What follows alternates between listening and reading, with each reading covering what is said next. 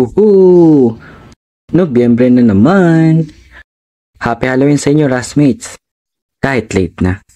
Maraming salamat nga pala sa 1K subscribers natin. Hindi natin ito patatagalin. Bago yan, intro muna tayo.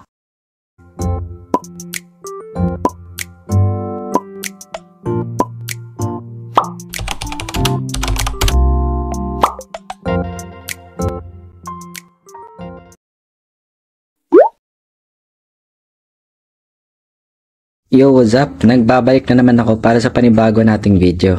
Kita nyo naman sa title ko anong topic natin ngayon, di ba? Oo, tignan mo. Nakita mo na. Very good. Ngayon, subscribe ka naman. Andiyan sa baba, pa-click na rin yung button. Ngayong Nobyembre ay araw ng mga kaluluwa o namaya pa nating mga mahal sa buhay. Kaya naman magkikwento ako sa inyo ng mga iba't ibang gawain at kaganapan ng mga tao ngayong undas. Kaya magsimula tayo sa una. Tatawagin ko tong The Food Tripper. Ito yung mga tao na pupunta sa sementeryo tuwing araw ng mga patay para mang target ng mga pagkain.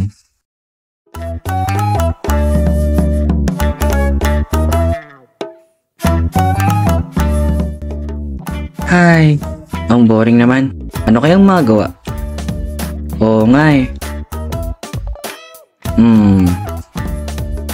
May naisip na ako na pwedeng gawin. Ano naman yun? Wala kang ginagawa, di ba? Tara, punta tayo sa sementeryo. Ha? Sementeryo? Ano naman gagawin natin dun? Wala naman akong kamag-anak na namatay eh. Basta, sumama ka na lang sa akin. Dala ka ng malaking plastic. I got you. Tara na. A few moments later.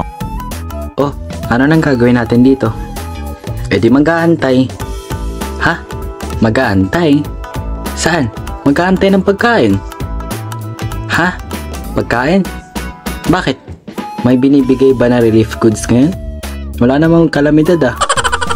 Siyo nga, ang slow mo talaga. Ay no. Grabe ka talaga pre. Di ka ba kinikilabutan? Baka multuin tayo ng pinag-alayan yan ah. Hindi yan. Ang OA mo naman. Tara na. Wow! Grabe ang dami. May sandwich pa at Jollibee. Ang swerte ko naman. Hoy pre, anong meron dyan?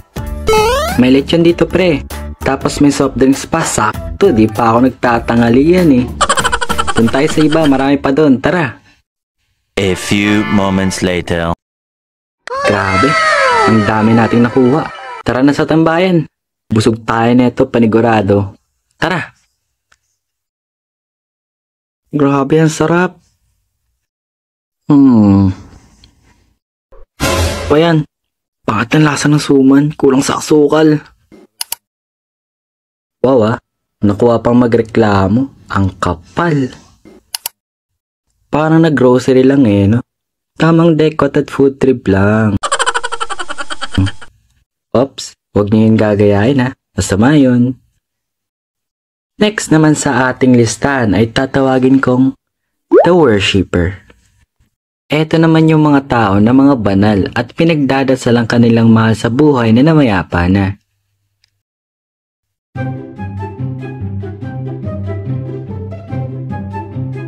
Ngayon natapos na natin ipagdasal ang kaluluwa ni Alejandro. May gusto ba kayong sabihin sa kanya? Magdasal kayo at kausapin siya. Pa, salamat sa mga gabay mo. Huwag po kayo mag-alala. Hindi ko pababayaan ang pamilya natin. Pa, miss ka na namin ni Mama. Sana masaya ka kung nasaan ka ngayon. Alejandro, my loves. Miss na kita. Sana gabayan mo lang kami palagi. Saka, alam mo ba, my loves, miss ko na yung mga lambingin natin tuwing gabing malamig.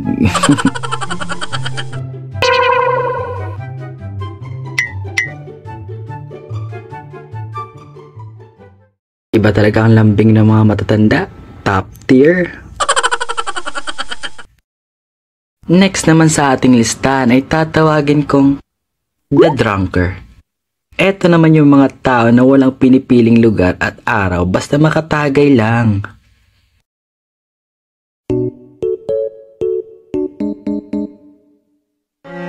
Grabe pre, tapos ganun nga nangyari. Angas nga eh. Hinutusan ko bumili ng gin yung aso ko pre, dahil sa kalasingan ko. Grabe pre, ibang klase ka talaga.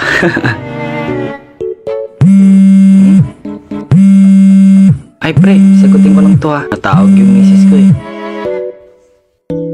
Oh mahal, bakit? Alam mo namang may meeting pa kami ni paring Kiko dito sa Malacanang eh. Anong meeting sa Malacanang na pinagsasabi mo? Naglasing ka na naman at nag-iinom. Pumunta ka sa sementeryo, mag-alay ka doon kay mama. Oh sige, ako na bahala. Pupunta na ako mahal. Love you. Ano ba yan? Yun na tayo agad. Itong misis ko talaga eh. Oh, anyari pre? Kailangan ko na sumibat pre. Baka sunduin pa ako ng asawa ko dito na may dalang 2x2. Sure ka? Kaya mo pa? Lasing na lasing ka na eh oh. Hindi ako lasing pare. Nakainom lang. Sige. Ingat ka pare. Siya tayo ulit next week ha. Grabe, hindi ko na ata alam kung saan yung puntod ni mama dahil sa kalasingan ko ah.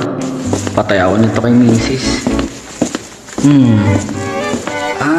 Oo. Natandaan ko na. Dito yun. Tama, ayun yung puntod. Hello ma, pasensya na lasing ako ngayon eh. Nagkaya ang tropa mag-inom. Saka magsusumbong pala ako sa'yo. Alam mo ba, yung anak mo, walang ginawa kundi kulpin ako sa bahay. Tapos binabato pa ako ng arenola. Hello po kuya. Sino po kayo? Ano pong ginagawa niyo sa puntod ng mama ko? Patay. Ibang puntod pala tong kinakausap ko. Siyo nga. Yan. Inom pa more. So next naman natin for the last but not the least ay tatawagin kong The Stealer. Eto naman yung mga taong tamang dekot lang ng mga kandila sa sementeryo. Undas na naman. Kikita na naman ako neto. Antayin ko lang maggabi. Ubus sa akin yung kandila sa sementeryo. A few moments later. Eto na ang pinakahinihintay kong oras. Kailangan ko ng kumilos.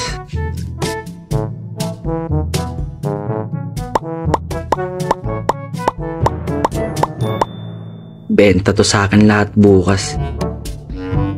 Napakarami pa naman itong nakuha ko. Paldo na naman ako nito. The next day. Manong, eto na po yung kandila. Magkano ba bilhin nyo sa ganito karami?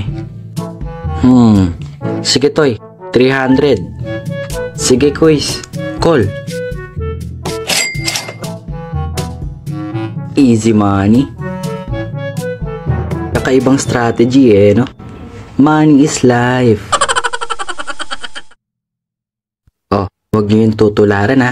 Baka multuin pa kayo at di makakatulog. Sige kayo.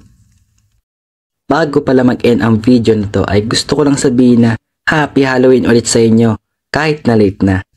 Magpakabait kayo ngayong November at magdasal para sa mga mahal nyo sa buhay. Huwag nyo na rin kalimutan na i-follow itong mga social media accounts ko. Sa Facebook, Instagram, and TikTok. Para sa karagdagang updates. Tapos subscribe na rin kayo and hit the notification bell button para lagi kang updated sa mga videos ko. So, shoutouts na tayo! Eto nga pala mga number 8 presents natin ngayong attendance.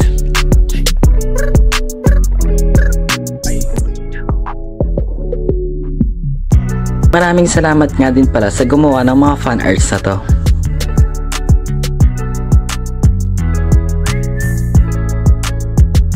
Ang bilis talaga ng oras eh, no? Akalain mo yun magpapasko na next month. Pasensya na rin pala kasi may lang tong video na nagawa ko. Madami pa kasi ako inaasikaso. Ginagawa ko pa sabay yung para sa Christmas upload natin. Pero nakaka-excite eh, no? Magpapasko na agad. Napakabilis ng panahon. Grabe. Pero yun anyway, sana nag-enjoy kayo sa video ko and comment down below kung nagustuhan mo tong video. And leave a comment kung gusto mo ma-shoutout sa next video. And bye-bye! See ya!